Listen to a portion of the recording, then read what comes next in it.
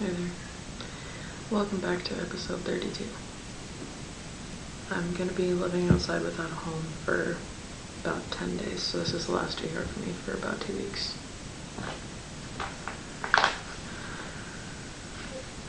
So we're starting off on Joshua 7.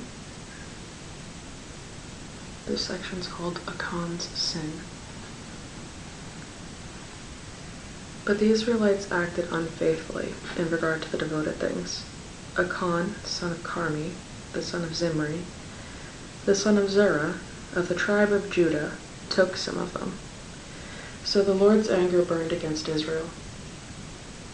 Now Joshua sent men from Jericho to Ai, which is near Beth Aven, to the east of Bethel, and told them, "Go up and spy out the region."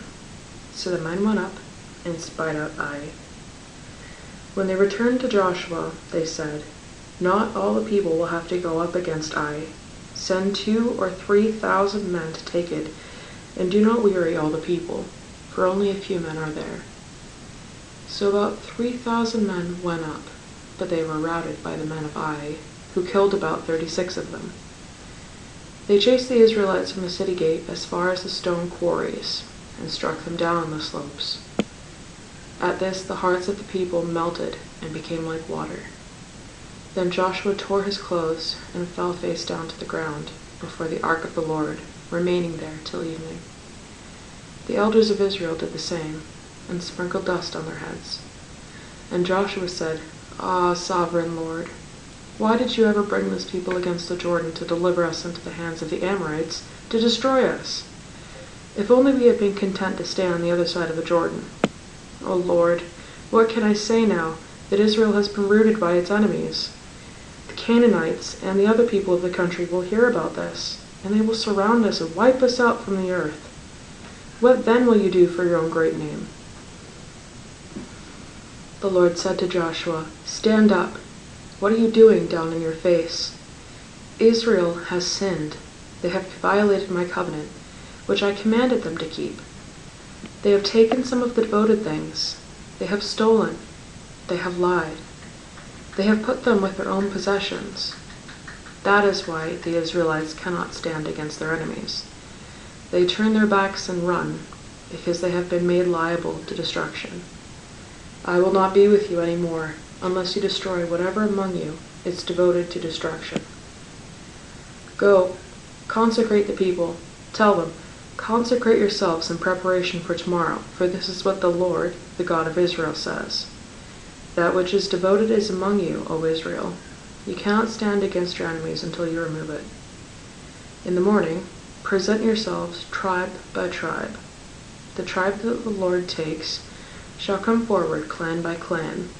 The clan that the Lord take shall come forward family by family, and the family that the Lord takes shall come forward man by man. He who is caught with the devoted things shall be destroyed by fire, along with all that belongs to him.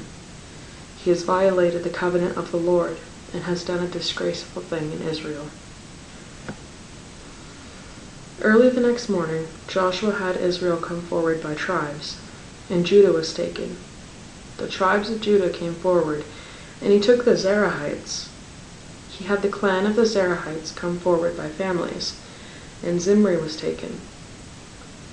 Joshua had his family come forward man by man, and Achan, son of Carmi, the son of Zimri, the son of Zerah, of the tribe of Judah, was taken. Then Joshua said to Achan, "My son, give glory to the Lord, the God of Israel, and give him praise. Tell me what you have done. Do not hide it from me." Achan replied, "It is true. I have sinned against the Lord, the God of Israel. This is what I have done. When I saw in the plunder a beautiful robe from Babylonia, 200 shekels of silver and a wedge of gold weighing 50 shekels, I coveted them and took them. They are hidden in the ground inside my tent, with the silver underneath." So Joshua sent messengers, and they ran to the tent, and there it was, hidden in his tent, with the silver underneath. They took the things from the tent, brought them to Joshua and all the Israelites, and spread them out before the Lord.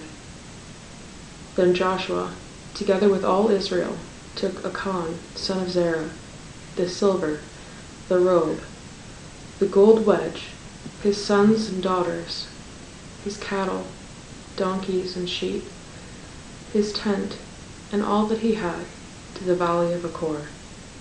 Joshua said, "Why have you done this trouble to us? The Lord will bring trouble to you today." Then all Israel stoned him, and after they had stoned the rest, they burned them. Over Achan they heaped a large pile of rocks, which remains to this day. Then the Lord turned from his fierce anger. Therefore that place has been called the Valley of Achor ever since. Then the Lord said to Joshua, "Do not be afraid, do not be discouraged. Take the whole army with you, and go up and attack Ai. For I have delivered into your hands the king of Ai, his people, his cities, and his land. You shall do to Ai and its king as you did to Jericho and its king, except that you may carry off your plunder, their plunder, and livestock for yourselves. Set an ambush behind the city." So Joshua and the whole army moved out to attack Ai. He chose 30,000 of his best fighting men and sent them out at night with these orders. "Listen carefully. You are to set an ambush behind the city. Do not go very far from it. All of you will be on alert. I and all those with me will advance on the city, and when the men come out before us, as they did before, we will flee from them. They will pursue us until we have lured them away from the city, for they will say, 'They are running away from us, as they did before.' So when we flee from them, you are to rise up from your ambush and take the city. The Lord your God will give it into your hand. When you have taken the city, set it on fire. Do what the Lord has commanded. See to it, you have my orders." Then Joshua sent them off, and they went to the place of ambush and lay in wait, between Bethel and Ai, to the west of Ai, but Joshua spent that night with the people. Early the next morning, Joshua mustered his men, and he and the leaders of Israel marched before them to Ai. The entire force that was with him marched up and approached the city and arrived in front of it. They set up camp north of Ai, with the valley between them and the city. Joshua had taken about 5,000 men and set them up in ambush between Bethel and Ai to the west of the city. They had the soldiers take up their positions, all those in the camp to the north of the city, and the ambush to the west of it. That night Joshua went into the valley. When the king of Ai saw this, he and all the men of the city hurried out early in the morning to meet Israel in battle at a certain place overlooking the Arabah. But he did not know that an ambush had been set against him in the city, behind the city. Joshua and all Israel let themselves be driven back before them, and they fled toward the desert. All the men of Ai were called to pursue them, and they pursued Joshua and were lured away from the city. Not a man remained in Ai or Bethel who did not go after Israel. They left the city open and went in pursuit of Israel. Then the Lord said to Joshua, "Hold out toward Ai the javelin that is in your hand, for into your hand I will deliver the city." So Joshua held out his javelin toward Ai. As soon as he did this, the men in the ambush rose quickly from their position and rushed forward. They entered the city and captured it and quickly set it on fire. The men of Ai looked back and saw the smoke of the city rising against the sky, but they had no chance to escape in any direction, for the Israelites who had been fleeing toward the desert had turned back against their pursuers. For when Joshua and all Israel saw that the ambush had taken the city, and that smoke was going up from the city, they turned around and attacked the men of Ai.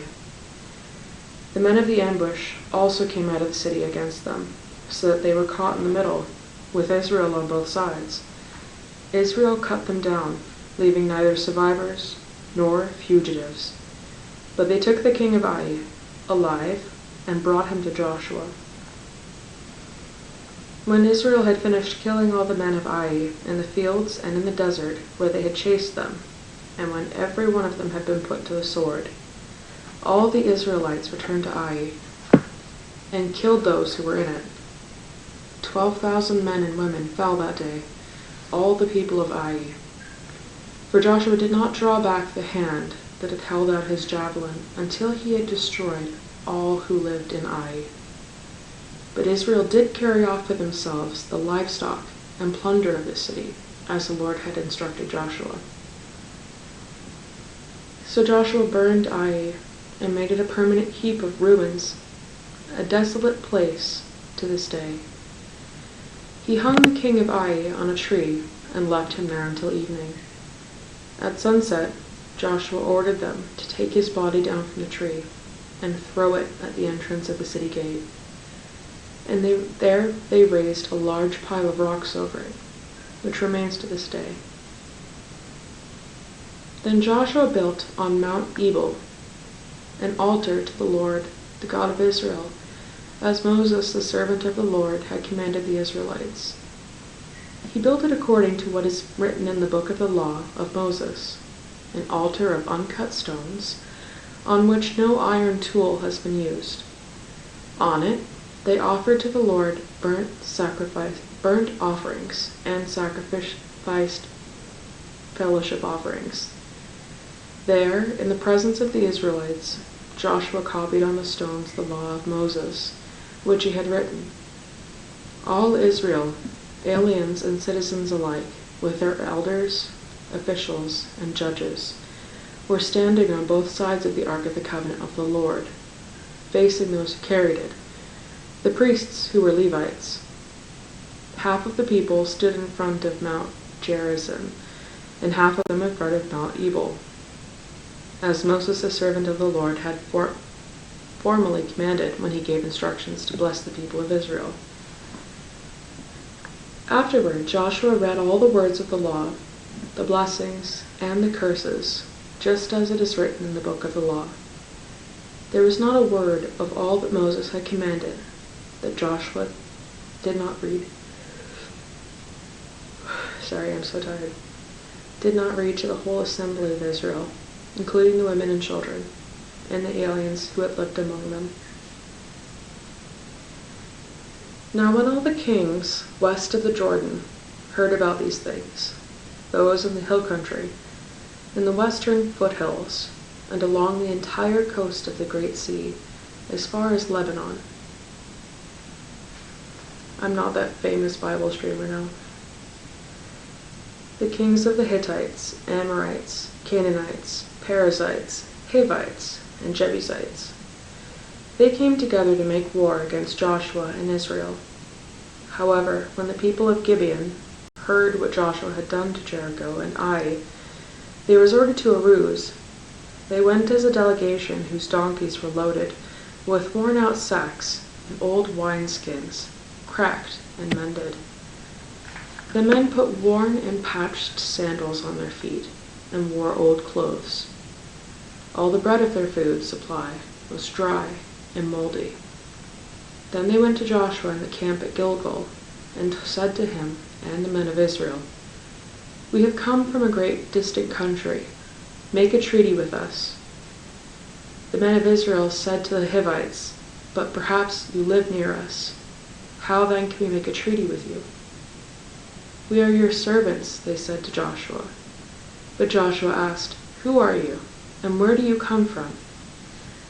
They answered, "Your servants have come from a very distant country, because of the fame of the Lord your God.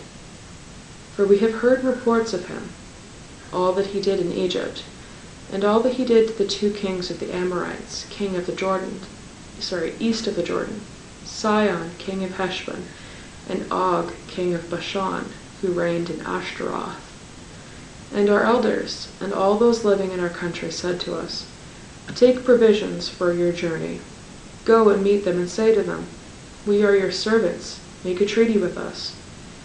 This bread of ours was warm when we packed it at home on the day we left to come to you.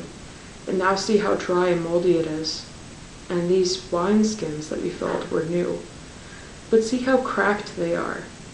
and our clothes and sandals are worn out by the very long journey." The men of Israel sampled their provisions, but did not inquire of the Lord. Then Joshua made a treaty of peace with them to let them live, and the leaders of the assembly ratified it by oath. 3 days after they made the treaty with the Gibeonites, the Israelites heard that they were neighbors living near them. So the Israelites set out, and on the 3rd day came to their cities, Gibeon, Kephirah, Beeroth, and Kiriath-Jearim. But the Israelites did not attack them, because the leaders of the assembly had sworn an oath to them by the Lord, the God of Israel. The whole assembly grumbled against the leaders, but all the leaders answered, "We have given them our oath by the Lord, the God of Israel, and we cannot touch them now. This is what we will do to them. We will let them live, so that the wrath will not fall on us for breaking the oath we swore to them." They continued, "Let them live, but let them be woodcutters and water carriers for the entire community." So the leader's promise to them was kept. Then Joshua summoned the Gibeonites and said, "Why did you deceive us by saying, 'We live a long way from you,' while you actually live near us? You are now under a curse. You will never cease to serve us as woodcutters and water carriers for the house of my God." They answered Joshua, "Your servants were clearly told how the Lord your God had commanded his servant Moses to give you the whole land and to wipe out all its inhabitants from before you. So we feared for our lives because of you, and that is why we did this. We are now in your hands. Do to us whatever seems good and right to you." So Joshua saved them from the Israelites, and they did not kill them. That day he made the Gibeonites woodcutters and water carriers for the community, and for the altar of the Lord at the place the Lord would choose. And that is what they are to this day. So I'll leave off there for tonight and finish with a psalm, since it's August 1st. Psalm 81. Sing for joy to God our strength. Shout aloud to the God of Jacob. Begin the music, strike the tambourine, play the melodious harp and lyre. Sound the ram's horn at the new moon, and when the moon is full, on the day of the feast. This is a decree for Israel, an ordinance for the God of Jacob. He established it as a salute, as a statute for Joseph when he went out against Egypt, where we heard a language we did not understand. He says, "I removed the burden from their shoulders. Their hands were set free from the basket. In your distress you called, and I rescued you. I answered you out of a thundercloud. I tested you at the waters of Meribah. Hear, O my people, and I will warn you. If you would but listen to me, O Israel. You shall have no foreign god among you. You shall not bow down to an alien god. I am the Lord your God, who brought you up out of Egypt. Open wide your mouth, and I will fill it." But my people would not listen to me. Israel would not submit to me. So I gave them over to their stubborn hearts, to follow their own devices. If my people would but listen to me, if Israel would follow my ways, how quickly would I subdue their enemies, and turn my hand against their foes. Those who hate the Lord would cringe before him, and their punishment would last forever. But you would be fed with the finest of wheat, with honey from the rock I would satisfy you. So I just want to say to my friends that not to worry about me, that God is taking care of me, and I'm quite fortunate that I'm only going to be technically homeless for about 10 days. There's a lot of people in the world that have it a lot worse. And I have a home to look forward to. So, take care. Remember to pray this week, and I'll see you in a couple weeks. Bye.